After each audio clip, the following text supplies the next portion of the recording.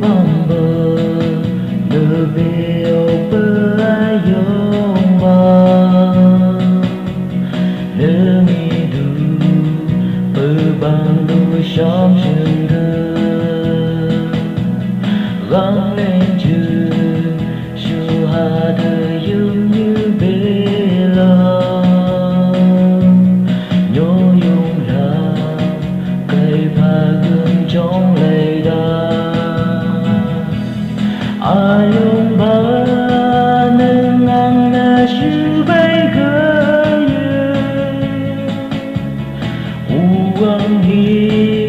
như nữ ngô đưa ông bay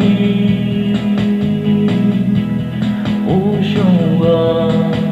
nhô như nữ ngô đưa dung cây uang nhà nữ ngô vàng cơ ngài gây mơ trong ngày lạc lưu là lô ngày đại vàng khi đi cùng lại dòng hàng băng sương cơ ai ông bà thì ai lạc luôn ba xa gây ham buông cờ một lâu mai trong bằng bay ai ông ba nâng ngang na sư bay gơi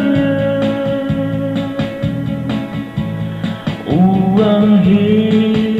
như nữ ngô đờ ông gầy u sông vàng nhô như nữ ngô đờ dung gầy uang nhà